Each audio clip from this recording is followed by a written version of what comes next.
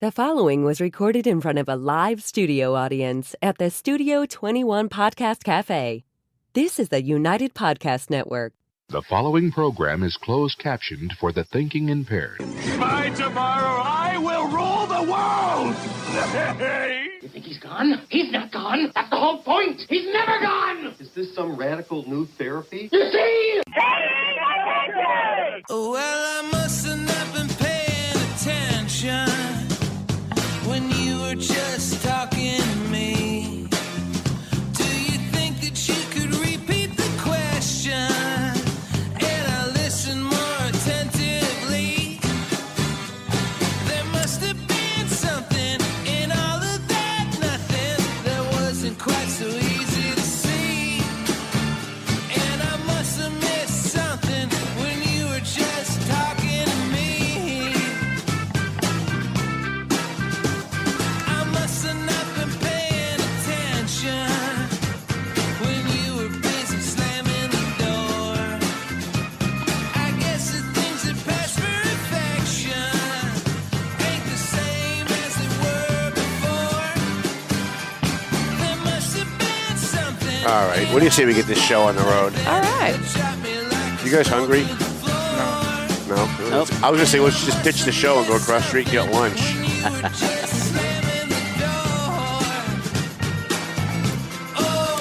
All right, let's get this show on the road. Hi, how you guys doing? My name's Tom Duggan here with the Paying Attention podcast. Hi atop Two Guys Smoke Shop at the Studio 21 Podcast Cafe. I want to thank my fine producer, Chrissy, who is here with us today, always doing a great job. She puts up with my shit every single week. So for that alone, she should be getting a lot more money than she's getting. I want to thank our sponsors, McLennan Real Estate, Century 21. We love Matt and Sam and Janet and everybody over at Century 21. Matt was on the show a couple of weeks ago talking about real estate stuff, and I think we're going to be doing a story in the next Valley Patriot based on that interview. I think that was a pretty good interview with Matt. It's because I don't know anything about real estate, right? Like most people, the people that are in that business are the experts, and so to have like the premier expert in the Merrimack Valley coming on the show to talk about real estate is great. It is. A new sponsor, I think we have a new sponsor, Treehouse Cannabis in Drake. Gave us a call last week and said, and it's owned by a guy that I used to know. I think he used to work for either Diana DeZoglio or Katie Ives. I remember meeting him on one of the campaigns. Wes Ritchie owns that, and a really good guy. And we have a mutual friend that says amazing things about him and Treehouse Cannabis. So I haven't been to Treehouse Cannabis, but within the next week I will. I will go down there and I'll talk to those guys. Maybe we'll do a little story on them, and I'll even try some of their product. Marsan and Son Construction, love Ronnie Marsan.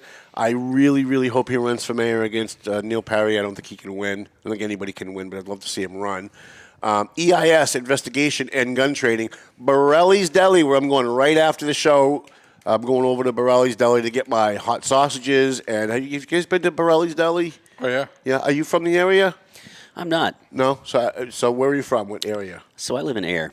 Okay, so when you're up here, you got to stop off at Borelli's Deli for lunch at some point because the lunch sandwiches are great, but you can also grab like a bunch of deli stuff while you're there to bring home, which is amazing. And I always grab the butternut squash ravioli, the frozen butternut squash ravioli to bring home, which is really good. Tomo and Shaken Seafood. We're at Tomo's at least once a week. And I'm now starting to finally try some new things on the menu. The real go-to there is if you're getting the hibachi, you want the Emperor's Deluxe because that's got steak and it's got seafood, and they've got like these really big scallops that are like this big, and I'm a big fan of scallops if you watch my restaurant shows.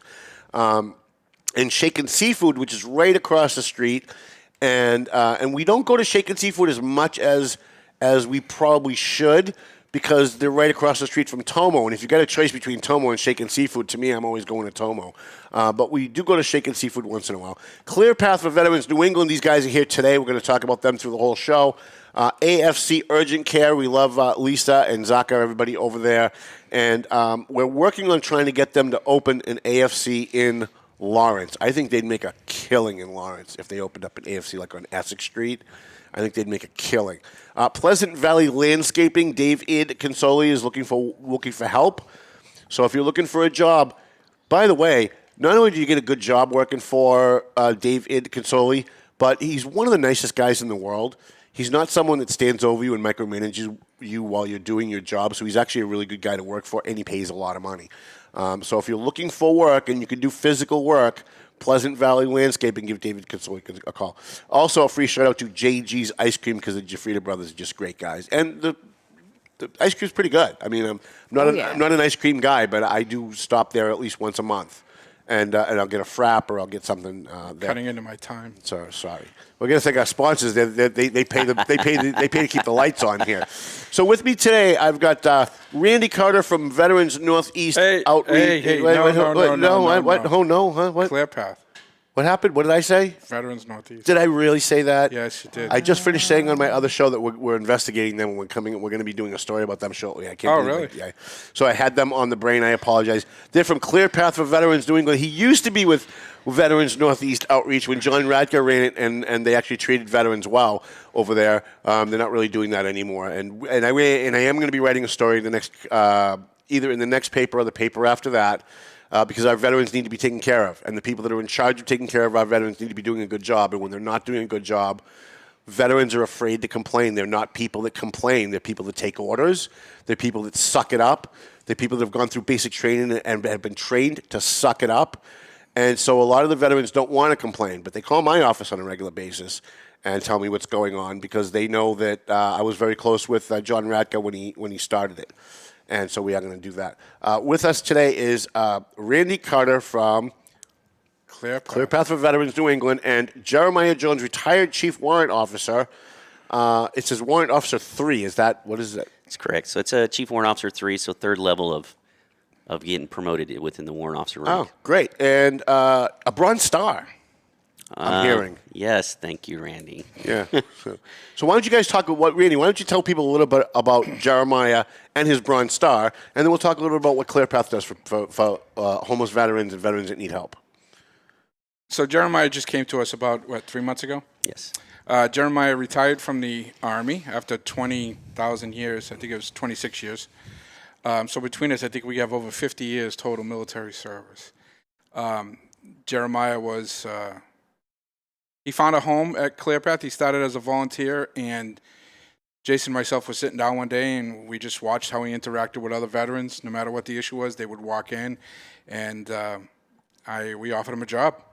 He had no knowledge. He didn't think he had any knowledge in the field of, peer-to-peer counseling, but in actuality, he had more than what he thought, because being a veteran, being a disabled veteran, he understood the trials and the tribulations that a lot of veterans go through.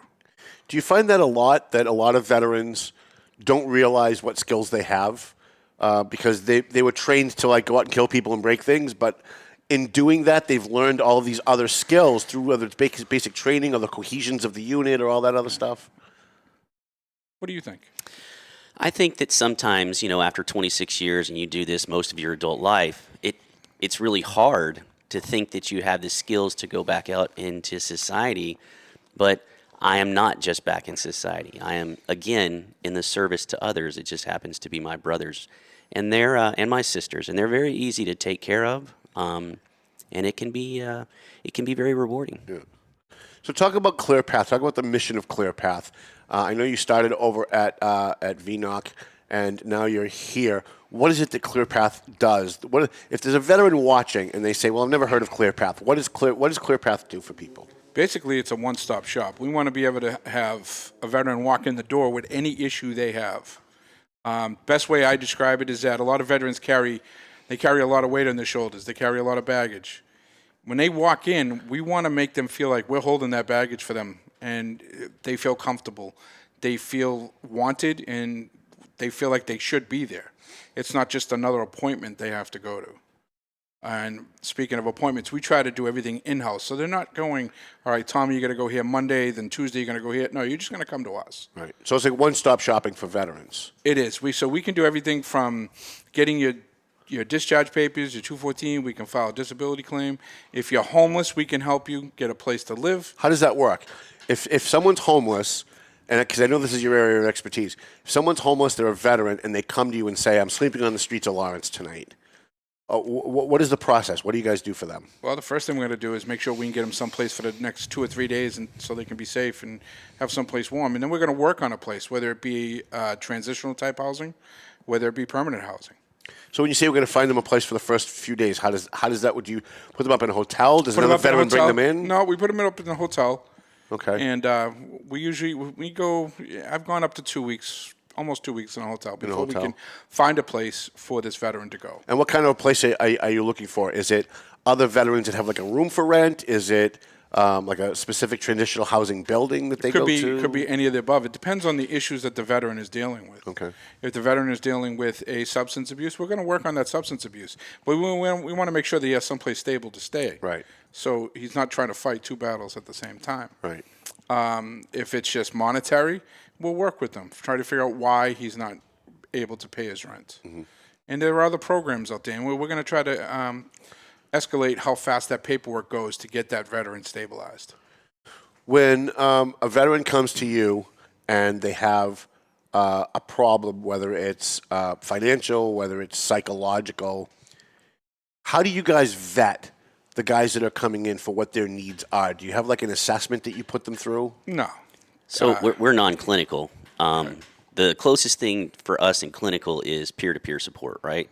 So that's as close as we're going to get. We're more about the wellness. We're more worried about meeting the basic needs of the veteran first. And anything that is clinical, we will refer them out to some of our partners. So a veteran comes to you when they're hungry, and they say, I've got a place to live. I'm barely making it. I can't afford food. Do you guys help them with that? So, yes, in a lot of ways. So at our campus at Clear Path, it's at Devon's, we have a weekly canteen where we feed anywhere between 150 and 180 veterans and their families, because we're community-based, so family counts too. On every Tuesday, we do a coffee social where we have a small breakfast, but it's a nice breakfast. And then with our partners and VSOs like Rick Couture out in Leominster, we provide a lunch service every Tuesday to the veterans in Leominster at their Veterans Center. So if they can't make it to Clear Path, we take it to them. Oh, that's great. Now, I had you guys on once before. I had Randy on once before, talking about the canine situation of helping veterans get service dogs. Can you talk about that a little bit? Well, I think, honestly, when Jeremiah first came to us, he was volunteering, and he was volunteering in the K-9 program. And I think you got a pretty good handle on. So I did. Volunteered for about 9 months as an assistant K-9 handler or trainer. And it's great because our veterans that suffer with three main things: PTSD, military sexual trauma, or TBIs. That's what are the core values of training our service dogs. What is TBI? Traumatic brain injury, sorry. So if you deal with any one of those three or couple them together, that's why we train service dogs for veterans, because these are all seemingly invisible wounds. And we need that, help us block and brace from the crowd if we're not ready for it. Help us to get up and get down when we have nervous tics, and the dog can sense that in us by, observing us and interjects and makes us feel calm and pulls us back down. And I'm actually one of those veterans that suffer from a couple of them. So when you talk about the sexual trauma, do you see a lot of that? Like, we hear on the news how horrible the military is for sexual issues, and is that blown up, or do you guys see a lot of that? I don't think it's blown up. I think it's unrecorded. So as it's getting more prevalent to speak out now, So it was always there in the same numbers, but just now we're hearing more about it. I think so. I think and it's not just females either. There are males who have suffered from that. And so what kind of help do you guys offer that? Well, again, we're not clinical, like Jeremiah said, so we will refer them to the experts who can deal with that. All right, well, thanks for coming, guys. See you later. No problem. Talk a little bit about your service. Randy, you've been on here a couple of times. You've never talked about your service. Talk about your service. Where did you serve? What did you do? We're not really here to talk about our service. No, I know, but people need. I think my audience wants to connect with the guys that they're listening to. Read your book. I'm in your book. That's true. You are in my book. We'll try and get Jeremiah into the next. Yeah, definitely want Jeremiah in there. So I served 24 years. I did 9 years in the Army, and I got out for a year. Then I went in the Air Force for 15. What would make you go back? Like, you served, you got out, and then you went back. What made you do that? camaraderie. It's just the safety net that the military gives you, I guess you can say. So I get out. I grew up in the city of Lawrence, just like you. I left the city to get out of. I got out of the city because I knew it just wasn't where I was supposed to be. And then when I got out for that year, I took some time and just reflected that in the military, he's my brother. No matter, I can never meet. I just meet him today. He's my brother. Right. Civilian world, you don't have that. Right. Yeah, people suck. Sometimes. I don't think they suck. I just think they think of themselves first. Yeah, and that's why they suck. I did a whole thing on Facebook on that yesterday about how people suck. So talk about your service, Jeremiah. You got a Bronze Star. How did you get that? I'm pretty humble about that. I know, actually. but and you Randy deserve it, kind I'm of sure. ambushed me with that. I don't like talking about it, but I'll say this. I've been to Iraq. I've been to Afghanistan, multiple places. I was just there at the right time, leading the men that I should have and doing my job. At the end of the day, I just did my job. What was your job? So in Iraq, I was a convoy commander for an entire year. That's probably one of the most dangerous jobs, right? One of the most dangerous besides our infantry guys who are, chasing guys across the desert or in tunnels. Mm-hmm. Yeah, pretty much so. Were you guys as heartbroken as I was at the way we left Afghanistan, leaving people behind, the explosions, leaving back all billions of dollars in equipment? I'm going to refrain all the 20-something years that we wasted there. And actually, I don't think it was wasted. I think we did a lot of good work there. But the way we left kind of just crapped on all of that. I'll refrain from giving my opinion. Well, how come? There's a lot of things not understood, right? Yeah. So I'll give you a good case in point. Let's say we left a vehicle over there. Mm-hmm. It cost us more than the value of the vehicle to bring it back. Right. So we had to destroy some of that equipment. That's all. I mean, that's about all you're going to get out of me for that. Because like Randy, I'm going to refrain. But I just think maybe some of the populace doesn't understand. We spent a lot of money getting it there. We don't want to spend the same amount of money getting it back. That's like buying the vehicle 3 times. Right. That's not worth the taxpayers' money. Right. All right. Well, very good. You guys don't want to. But I will say the only tragedy were the lives that were lost that final day, which you and I are pretty close to one of the families. Yeah. That was a tragedy. And do you think that veterans are treated better today than they were 20 years ago? Like when I was growing up, veterans just got shit on all the time. The only time you read about a veteran in the paper was when they were beating their wife, right? And they'd say, oh, he's a veteran with PTSD. He must be a dangerous guy. It seems to me, and I want to know what your thoughts are, it seems to me that the American populace seems to be a little bit more grateful these days for the service of our veterans than they were 20 years ago. Well, I mean, let's look at the difference, right? We went to a nation that didn't attack us and fought those wars. So like when I see a Vietnam veteran these days, I say welcome home. I don't just say thank you for their service. I want to welcome them home. Mm-hmm. And because it's the Vietnam veterans is because places like Clear Path and veteran centers, those exist because Vietnam veterans did the right thing and stepped up and let veterans take care of veterans. Right. But in these wars, we were attacked as a country. We were attacked on our own soil. Right. So the American people got behind that and also the lessons learned of Vietnam. Right. Do you think we learned the lesson of Vietnam? It seems like we left Afghanistan the same way we left Vietnam, and as a country, we still didn't learn that lesson. You go in to win, and you get out. You don't stay there forever. What's the common denominator, Tommy, between Vietnam and Afghanistan? They were both run by Democrat presidents. Both as a political issue. That's what it is. Right. If you ask the generals that are out there, you ask the chiefs, you ask the infantry, you ask it's. We don't make the decisions. Right. We just follow orders. Right. We may disagree with them, but our job is to follow it. And that's what makes a good. That's what makes a good serviceman. Someone who, like I said earlier, they follow orders, right, and don't get involved in the politics. So let's talk about what Clear Path is doing in the Merrimack Valley area. Yeah.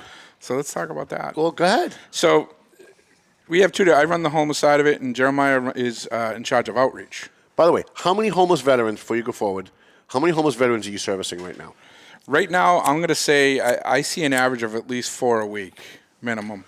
That's who I see. It doesn't mean other areas aren't seeing them, but Right. that's who we see. Right.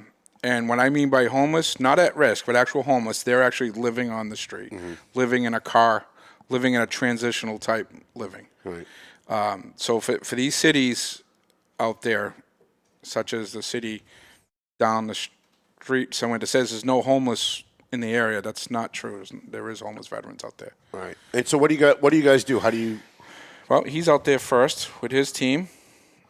So, yeah, in the outreach, that's, there's a lot of levels of outreach. We've got what I call corporate outreach. That's where you're raising the awareness of your organization, which is good, and we do that too. But what I love is getting out and meet. Where do veterans gather? Where do they meet? Where are the shelters? Go and find them and start taking care of their basic needs first. Mm-hmm. Are they hungry? Are they cold? Do they want to go in a home? Some of them don't. Some of them want to live how they live. But getting out there, if you're sitting in your office, you're not doing outreach. Right. And we run our two little families.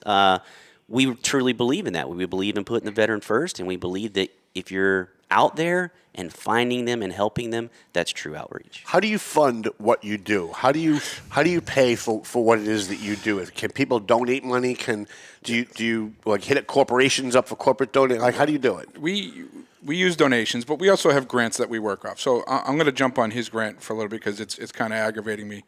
Not his running the grant, but he has a Department of Veteran Services grant to attack the 5 major cities that have the most issues with veterans. Near to my heart is Haverhill, Lawrence, Methuen, Leominster, and Fitchburg.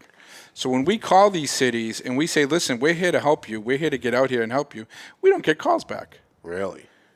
Yeah. Except for VSOs. Some VSOs. Yeah, I've found I get a lot of complaints about VSOs in my office because we do a story on the front page of our paper every month honoring a veteran. And so a lot of veterans read us, follow us, and I get a lot of complaints about VSOs that don't return phone calls, don't return emails. And I usually end up sending those people a Randy. Because when someone calls me, we had a guy in North Andover, Mitchell, I was getting a complaint a week from veterans that just needed their paperwork done, and they'd go to his office and he was never there, and they'd call and they'd never get a call back. So I would call Randy, and Randy would just call the person right away, walk them through the process. Have you found that there are VSOs out there, or that the majority of the VSOs out there are really just kind of sitting in an office every day and not helping, or are the majority of them out there really doing a good work? Because we only hear the bad, so that's why I'm asking. I would be fair. If you actually have a VSO that's sitting in their office every day, that's not a bad thing. They're there for the veteran when he shows up and he needs it, or she needs it. A couple of good VSOs that come to mind is Bill Ricca, Donnie Jarvis.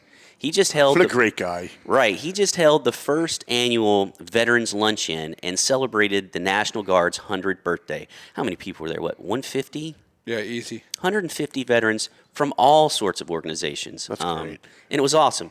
Michelle Marino from Fitchburg, she loves her veterans, and she is very attentive. And we actually just started a breakfast service in Fitchburg. So ClearPath is taking breakfast to the veterans and sitting there and providing peer support and finding out what services we could provide. And, it's been well over a year that we've been working with Rick Vautour in Leominster. And so between Randy and I, we're getting and pushing towards the Lowell, the Methuen, the Lawrence area, so we can have some type of regular footprint so veterans can come to us to help them with mainstream or non-mainstream services. I'd love to see you guys in Lawrence and Methuen, like have an office, have housing in Lawrence and Methuen. Are you getting much response from Methuen? I know I'm working on Lawrence for you. I talked to the mayor twice about it. And they actually like what you've proposed, but we're not there yet, but we're trying. So it's tough. I've actually reached out to a couple council members of Methuen who have been receptive to me. One who wasn't originally, but now we're actually talking. And again, it's a slow process. You've got a couple of veterans on that council. Steve Saber's a veteran. Have you worked with him? I have not. Okay. All right. I have not. I'm trying to think of who else. Mike Samad is also a veteran. He's an Air Force veteran. Yeah. Who was the first one you said? Steve Saber. Steve Saber. He's Navy veteran. He's not a Navy veteran. I spoke with Steve. It's his dad. Oh, it's his dad's yeah, Navy but veteran. actually, Steve, yes, I've actually talked to Steve, and Steve he's helping. He has been receptive because years back, a couple years ago, there was a lot of muddy waters, and the waters are starting to clear. It's all about the dollar. It's all, a lot of people that own property in this area, they think, I'm going to rent to the veterans and I'm going to be rich. No, you're not going to be rich, but you're going to get consistently, your rent's going to get paid. Or consistently, you're going to be helping somebody. And that's what it is. Yeah. And it's just trying to find people. Look at all these condos that are going up. Right. Oh, we have veteran housing. No, you don't. You have 10% veteran housing. So if you got 40 units, only 4 can go to a veteran. Right. I mean, come on. Yeah.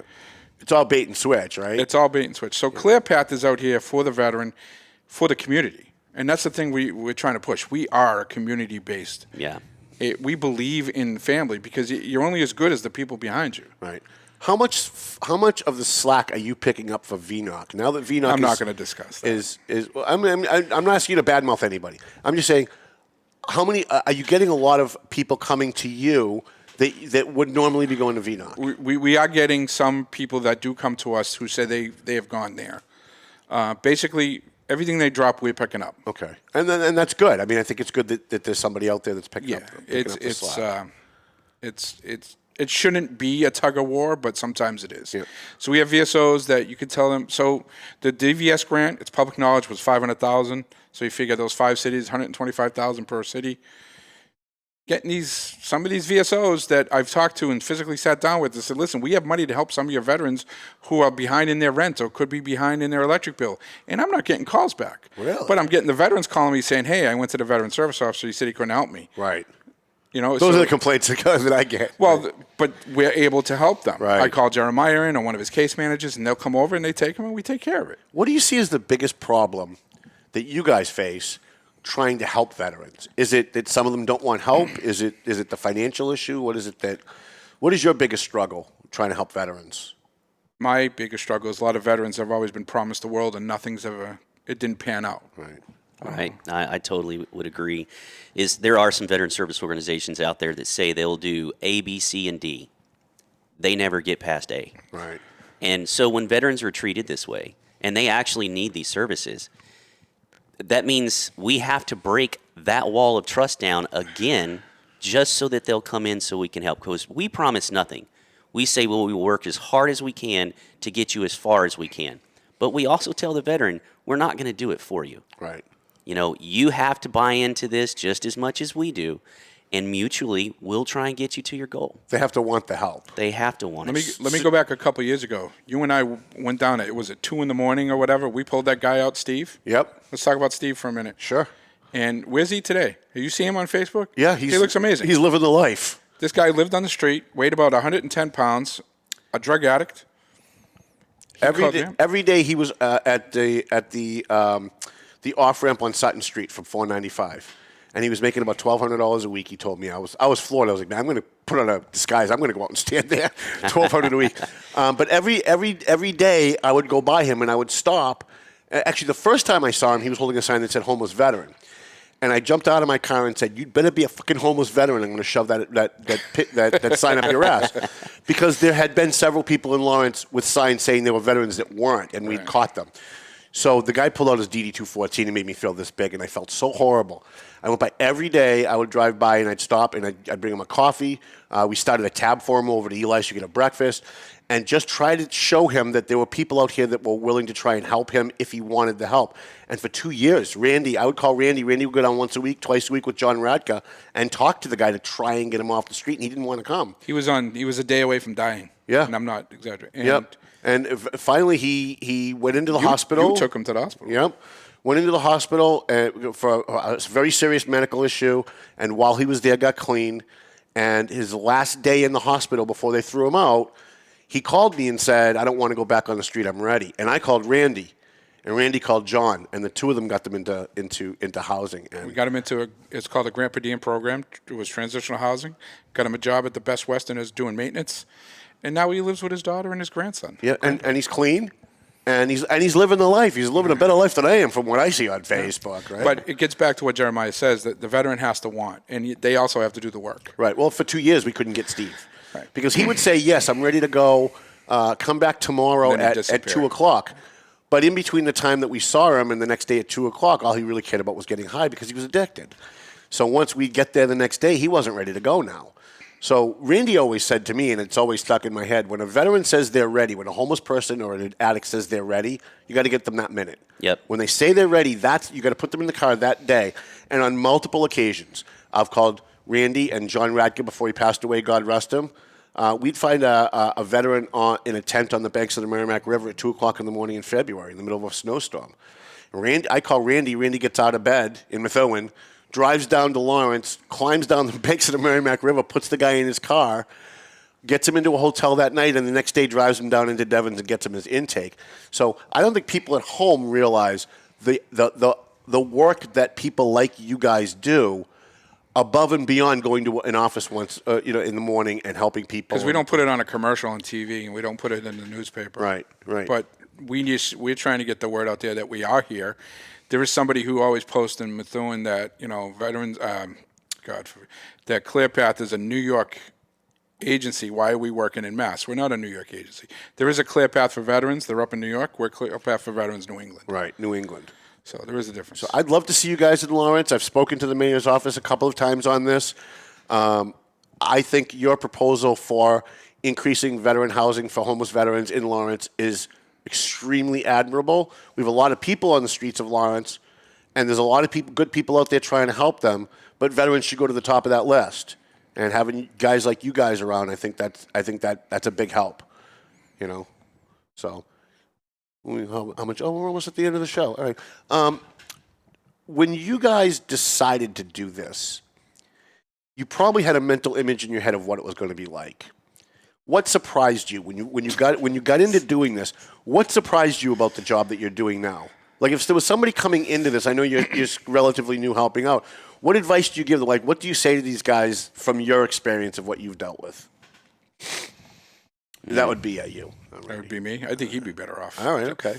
But what I've dealt with, yeah, again, veteran has to want to do it. They have to want to need. They need help. They you didn't expect that there would be veterans that would say, no, we don't need any help. Right. Yeah. I figured they would come in and see you later. But they don't want help. I'd really like to mention my experience for ClearPath. Sure. So 9 months, last January, I showed up to ClearPath, and I'm not going to hide from the world anymore. I suffered from TBI, traumatic brain injuries, and I suffered from post-traumatic stress. And I was in a very dark place, getting ready to retire from the military. When I showed up, Randy, Jason, and Nick, the K9 trainer at ClearPath, they just put their arms around me and just gave me a hug, virtual hug, Yeah, virtual. I didn't touch them.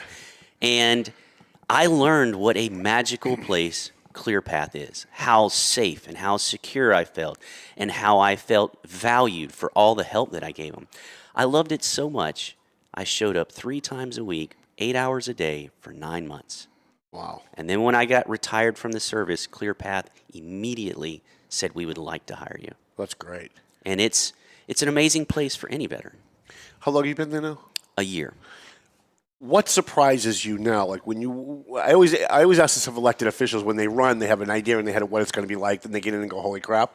We didn't expect this, to be like this." What has surprised you about you had a mental image in your head when you started? Sure. Now that you've been there for a year, you look back and go, "Wow, is it what you thought it was, or are there things?" Well, it's more. I mean, I'm learning every day. Randy and Jason and the whole team. It's the amount of learning of all these services that are offered to veterans that they just don't take advantage of or they don't know about, and it's the bandwidth of like the team at ClearPath knowing exactly how to get a veteran service in a timely manner. And when it counts the most. Right. That surprised me because the knowledge base, I mean, I thought I learned the military in 26 years. I stepped out of the military and into, a veteran service organization like ClearPath, and I was blown away. Right.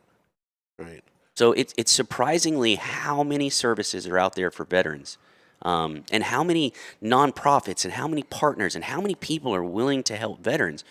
We just got to connect the veteran to the service. How can people donate? If somebody wants to donate money, or do you accept items too? Do you accept like blankets and stuff like that for clothes? Yep. When you ever say no to a donation, okay. It just, obviously we can't take furniture. Some furniture we can't take, mattresses and things like that. But yes, we do take donations. We take, we'll make good use of it, whatever it is. Our website, ClearPath, ClearPath. ClearPathNE. Yeah. .org. All right. Thank you. ClearPathNE.org. You're welcome. You can go and donate right there on our website. But I want to employ anybody. Come down, take a walk through. Come down, take a visit. Come down on a Thursday, enjoy a free lunch of our culinary program that we started. That's something else. Jump in real quick. We have a culinary program. It's run by this amazing chef, Shannon Donovan, and she's embraced it. We actually got a food truck we're going to be starting, a food trailer. Nice. So if there's a veteran out there interested in running their own food truck, working for a veteran organization, get a hold of myself or Tommy. I mean, we got a lot of great ideas. And if you're into the culinary program, you want to learn the culinary program, it's free. So you guys do like vocational training too, right? We have some. Yeah, we have the culinary program. Yeah. So you help with homeless, you help with canine service dogs, you help veterans get services that they need to get like their paperwork for their insurance and benefits that they have.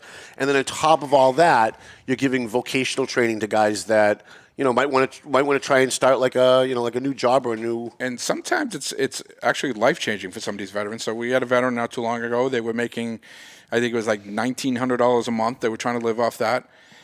And I would wait a minute. He's a 3-time deployed combat veteran. Never filed a disability claim. We sat down. We did his claim. He now has an extra $3,600 a month coming in on top of that. So that's like almost $6,000 that this gentleman is making. That is a life-changing amount for those people. It certainly is. God bless you guys for doing that. No, seriously, I never served.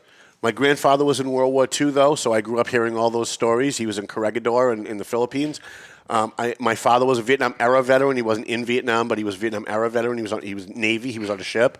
So I grew up having an appreciation for veterans. But watching what you guys do and what you guys have been doing for the last few years, it's heartwarming because we know that veterans aren't being treated the way that they should by our country. And when they get out, that, like you said, they get promised the world, and then they end up not getting the world. And so to have guys like you out there doing that, I think is just amazing. I think of all of the charities that we promote on this show, I think Clear Path for Veterans New England is probably the best. How much of someone's donation goes directly to I'm getting a dirty look.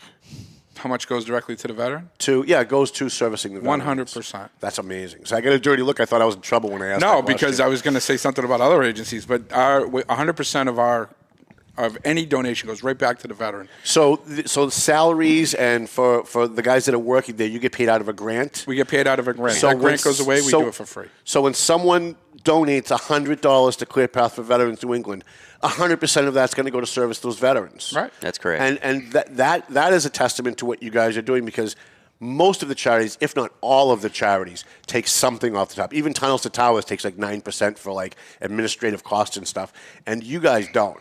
And a good thing to point out about that is, do you know how much a veteran spends at ClearPath in money? Nothing. That's awesome. A veteran pays for 0 services that we offer. That's incredible. I mean, if they want to buy a ClearPath T-shirt, okay, maybe they got to spend $15, but right.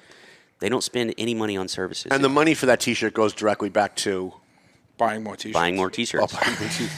So all right, so maybe what I'll do is maybe I'll buy maybe 10 or 20 T-shirts for our annual charity bash this year, and we either give them away or auction them off. Is there anything about, we're getting ready to wrap up the show, is there anything about Clear Path for Veterans that you guys want to impart on the public, whether it's veterans that are out there seeking services, or family members, or just people who want to donate? I want another hour. No. So I want the local community, I want the local officials to really start focusing on their veterans in their towns. Yeah. One thing you don't see now is you don't see the yellow ribbons around the trees. Remember the time? Yeah. Why is that? Because it's not in the public eye anymore. Right. That may go away, but the veterans are still out there. There are veterans that are still hungry. There are veterans that are still homeless. There are veterans that still need somebody to talk to. Correct. And if today I'm driving through Lawrence and I find a homeless veteran, I can still call you. Yeah, absolutely. And you'll come down and you'll pick Have him up. I honestly ever said no to you? Never. So, I just want people to understand that. I'm Jeremiah, not like the women. I say yes and they say no. But Jeremiah, where are you originally from? I am from the great state of Texas. Oh, because I detected a little bit. You don't have much of a Texas accent, but I detected a little bit. Well, I haven't lived in Texas in 26 years. Yeah. I've lived all over the world. And by the way, you've got a great radio voice. If you ever decide you want to do like a veteran podcast or something, that's something you should think about. You've got a great radio voice. Thank you. First time you spoke, I was like, wow, that guy could give me some competition. I want to thank you, Jeremiah Jones, Bronze Star, Randy Carter, hero veteran, not just because they went out and served, but because when they were done serving their country, they came back and they said, how can we help those who are coming back and coming out of the military? And I certainly appreciate that. I know that there's a lot of people in the community who appreciate that. So I want to thank you guys for coming in. Thank you. Thanks. If I could address our audience just for a moment Sure. as well. If you go to our description below and click the link, go check out whether you're a veteran that's looking for help or whether you're someone that's looking to help ClearPath. Please go to the website in our link below. Click on that and it'll take you across and you can check out what these guys are doing. Outstanding. And that voice you hear, she is much nicer in person than Tommy says she is. I always say she's got the sexiest podcast voice in the world. If that helps get clicks. If that helps, go to ClearPath then. Listen to this sexy voice. Go to ClearPath. Help these guys out. If I had my way, it would just be her talking the whole time. And I'd just be sitting back listening. I want to thank our sponsors. You can roll up, Mel. I want to thank our sponsors, AFC Urgent Care. Trust me when I tell you, if you're not feeling well, do not go to the emergency room at Lawrence General or the Holy Family. They're good people there, but you're going to wait 11 hours, and it's going to be a nightmare for you. You go to AFC Urgent Care. I've been there several times when I've had problems. I'm in and out in 10 minutes. And I mean in, seeing a doctor, having a prescription, and out the door in 10 minutes. And that's pretty good. So AFC Urgent Care in Methuen and North Andover. We love them. JG's Ice Cream, ClearPath for Veterans New England. I want to thank these guys for coming in. Hopefully you guys will come back. Hope you had some fun. Pleasant Valley Landscaping. Dave Idconsoli is looking for workers, so make sure you give him a call. Tomo and Shaken Seafood, Borelli's Deli, where I'm going right after the show. I can't wait to get there, quite frankly. EIS Investigation and Gun Training, Marsan & Son Construction, and our buddy Matt McLennan over at McLennan Real Estate, Century 21 on Broadway in Methuen, as well as our new sponsor, Treehouse Cannabis in Dracut. I promise you guys I will go there this week, and I'll let you know what their prices are like and what kind of variety they've got. Melvin Taylor says you got to go home. So go home already. The views and opinions expressed by the hosts, guests, or callers of this program do not necessarily reflect the opinions of the Studio 21 Podcast Cafe, the United Podcast Network, its partners, or affiliates.